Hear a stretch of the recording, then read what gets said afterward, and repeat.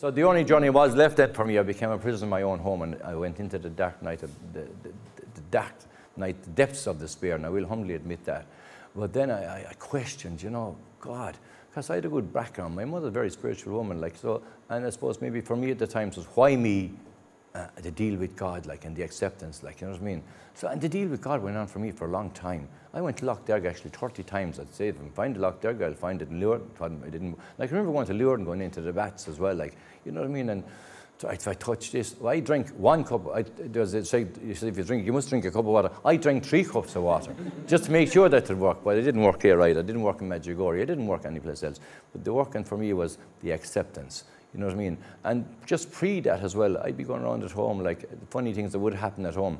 Funny now, but not then. Like, you know, I just, another instance, I had a shower one evening, just fly spray. Do you understand? Like, you're brushing your teeth with kind of cream that shouldn't be left around. So the family kind of went, different kind of cream done. But anyway, but things, funny things like that. And you'd be saluting people, and you'd be getting everything wrong, and you'd be waiting at everything, but whatever. Anyway, I came to the dark night of the soul, as I would call it. I used to play for a little sister inside Clonmel for the Stroke Club, actually. It's gas, and there were a few wheelchair people there as well, because I always played a bit of music, and I'd thumb in, and next thing I was thumbing out this day, and I was out so far on the road, the wing of a car hit me, and I came home, and I said to my missus, I won't use the words because they'd have to bleep, you know what I'm talking about. I'm finished. And gee, oh my God, I went through a lot of, that was the dark night or so, like, I'm finished now, like, you know, I can't go to Clonmel, I can't go over the village, you know, I was okay around my own house, the back garden to the front garden. So I remember going over to the church one day, this is with my hand on my heart, and I said, Jesus, I'm bet. I said, I need help here, I need help. So anyway, I came back that day, and I phoned my social worker. I said, look, I'll be down in the morning. Fair play to her, Caroline Fitzgerald was the name. She came down in the morning, and I said, Caroline, I'm finished, I'm bet. Life is, no, she said, get your act together. Do you want a guide dog? No, I said, I don't want a guide dog. Do you want a white stick? I don't want a white stick. I said, the shame of it. Look, she says, we'll go to Clonmel. She took out the white stick, and God, I was able to start kind of walking in the centre of the footpath again without hitting up against anything. But then we were going flying, so the outside of Clonmel hit me head off the signpost. She was talking about hanging baskets. I said, fake that. Don't mind that. She said, we'll get on to the council about that. So I said, fine. I walked away. I went into Clonmel and went tapping down along the street. No, she said, you're blind. You have the white cane. People will keep out of your way. But at that time, I could see it. Nice. I couldn't read now, the big print now, like, but I could see a little bit. I wasn't driving anything like that. But I could see a little bit. At this corner of the left eye, I could see this little woman come up with a child, and next thing I hit the child with the stick, and she started crying. The woman attacked me. She said, yeah, just, can you not see where you're going, like, you know what I mean? No, missus, this is a pool cue I have, a fishing lot. Do you understand? So she hopped in and I said, look, I folded up the stick, and I said, Caroline, please shove that thing up in your posterior and take me home. And she said, relax, relax. She said, we went in for a cup of coffee. This is the truth. We went in for a cup of coffee, and the next thing we came out again. And at that time, I could see then the people were making a V through it. Jesus, this thing is working. So then I got then I came home and to my own place. And I didn't want to bring out this in my own street, like, you know what I mean? So it was hard to bring it out in my own street. And there was a friend of mine who was, poor little, he was even an alcoholic himself. He said, look, Stephan, he says, like me going to an AA meeting. He says, you've got to go out in that street. I said, open that door. I said, let me out. I wouldn't give up. So I went down the street. I got a few wolf whistles the first day. And the next day, everybody accepted me. You know, and like, you know, I was telling the stories, like, you know, I can remember one night, going back again to the Late Late Show with Gay Byrne, and I was driving home one night, you know, and the low line, the fog was on the village, and this guard stopped me. He only lived maybe 100 yards from me, and I didn't know who it was. The light shone in my eyes, the light is killer, like, and I brammed on the brakes, turned down the window. Oh God, he says, Stephan, he says, if I knew it was you, he says, I wouldn't have attempted to stop you. And he hit the gear, go on, he said, go on. So things like that, like, you know, lots of things like that. Like there's a book there on funny incidents that happened, like, you know what I mean? But anyway, so just going back to where I am, I've lost my train of thought now. But anyway, going back to that, so first thing I done then, they were stuck for a few bob inside that little club, and I went up fundraising, right? I had the white stick, I get around again. Clicked the 500 quid and doing a parachute jump. So I was the first blind guy in Ireland to do a parachute jump. Made the third page in the Independent, and the guy phoned me from Dublin. He said, Stephan, he said, I see where you blah, blah, blah. He said, would you like to cycle across California? I said, no. I said, I went on a bike 20 years, good luck. No, Next thing he phoned me again. He said, I want you on the trip. He said, I heard you can sing a few songs. And that time was after winning kind of an old song on the Gay Burton show, singing on the spot by the side of the river. Anyway, but he read all about that. And I said, not interested really. I said, Eamon Duffy was the guy, the brainchild of the Blazing Saddles. But eventually got around to me, because I was up there doing a mobility course, and eventually got around to me, and we went off. And Jesus, my life actually really unfolded. You know, I trained with the local DJ, Rory Welch, at the time on the Tip FM. I was looking for somebody to do it, but I can remember the first day we were on the bike, and the bike is so big, like it's like driving a lorry with a trailer. And we went in the front door of a house, but Jesus. But anyway, we kept, there's a peg, ended up in the kitchen, there's a peg. And you can see that house is still there today. But anyway, we managed away, but Christ, it was tough. But we cycled across the Golden Gate Bridge, and that was wonderful. Like, and you know, and then I used to bring the guitar, would have a sing-song every night, and really life started to unfold. And that was such a hit. Then he asked me would I go to Florida the next time so I went to Florida as well, and cycling as well, and I was doing a paraglide up there. So I said, look, there was another blind guy in the trip, and I said, leave your man drive the boat now, and I'll go up. So when I come down, I said, I'll drive the boat, and leave your man go up. But everything got tangled up when I didn't kill him. But just the freedom of it again as well. And then there was a race on the strand, like, so driving the cars, your man was giving me directions. Oh, Jesus, that was unbelievable, because he said 10 o'clock, but I was going to maybe, and he says, your left hand, he said, your left hand.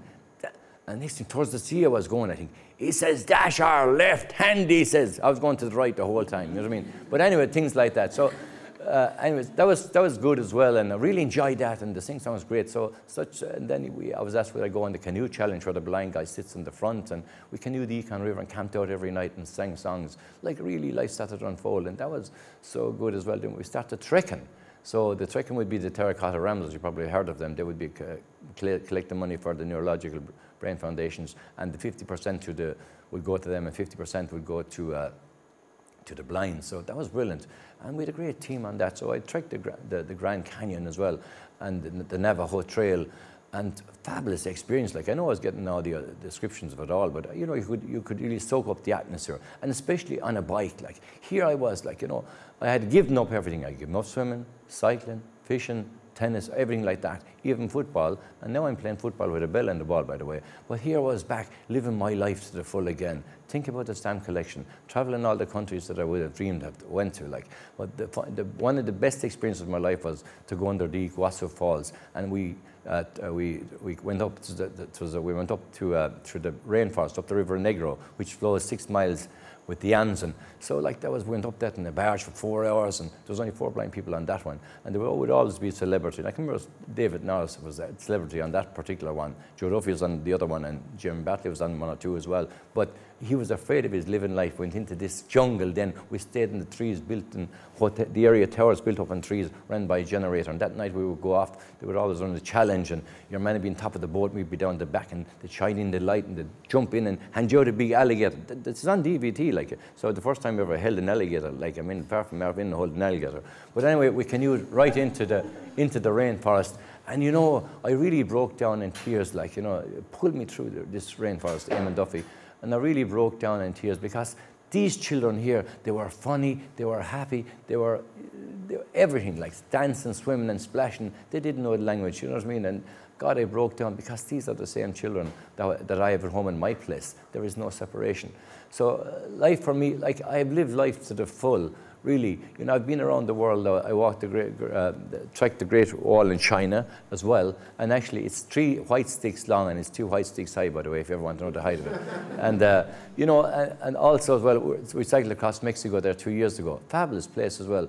And life, I'm back fishing again now. So I use the radio on the bank now, and I put on a bodysuit on me, and I go in fishing, and there's a lad below me. So I'm back swimming, back cycling, and doing the best I can, living life to the full. I play every day for the Day 7th and Clonmel. This is my ego talking now, but I'm just telling you as I see it.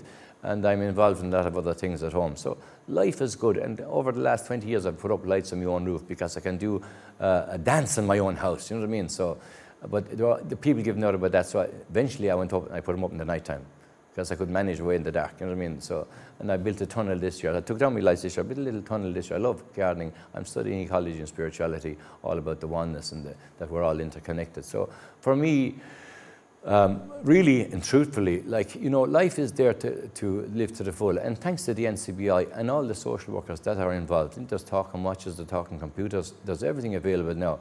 But the secret for me was the acceptance. Here I am, you know, what can I do about it? You know what I mean? And not BSE, blame someone else. Get on with your life, there is help there. And happiness for me is ISJ, inside job. No one can give it to you, we all have it, if we can get around to that space in thinking. And it's about, for me again, moving from your head to your heart, and maybe down to your gut. What way can we look at people, as you said, like, you know, and we've all been programmed and conditioned to think that you're Tommy Hilfiger or you're Levi's or you're Wrangler or you're Still Order, like, all rubbish, like, you know, we are who we are. We're all unique, beautiful, highly intelligent human beings made by a loving creator. And that's why I would say that God made the world round, that there'd be no sides, we'd all have an equal share. And life is about integration, not separation, you know what I mean? And it's about progress, not perfection. Because friends, this is lovely, perfection is a mathematical concept, not available to human beings. Isn't that beautiful? It's not who's up or who's down or who's fat, who's tall, who's blind, who's lame, whatever. You know, who's center stage, you know what I mean? It's not about that. It's about oneness, that we're about connectedness, communion, that we all come in union together. And you can see that here. And I think that's where the seed has been sown. And to get this level of awareness, acceptance, and action. That's what PJ was talking about. So we here where the seed is sown in Cashel, this is where the action is taking place. And to make people aware, it's not their fault either, by the way, but maybe we might teach them and turn the word DIS into THIS, as I heard Kathleen talking about already. You know what I mean? And we have, you know what I mean? Life is for living, and to live it as much as you can. And we have become a collection of objects instead of a communion of subjects. And I think that's powerful. That's a powerful statement, like. And if you really look at that in our own life, where we've all been programmed, you have to wear this, you have to be that, you have to be yourself. But if you've been, so basically for me, when you go blind, it's really, you have to relearn everything. And, you know, like, you know, and to get involved with other people that are on the same situation. Like myself and Donald went fishing there a couple of weeks ago, like, no, well, Stephan, Donald, you show the way and I'll push you. Do you know what I mean? So that was the deal. And I'll tie up all the knots, like, so, you know, and maybe I suppose, like, I was a prisoner in my own home for a long time. And I suppose maybe the way to think now is to think, you know, to think with that clear mind. And it's all about inclusiveness. There is no exclusion. You know, and they say to have it made, you must return love for hate, to always include the excluded, and to meet when we're wrong. As I said, like, you know, it's about progress, not perfection. And like, let us not be prisoners of the past. Let us be pioneers of the future. Okay, thank you.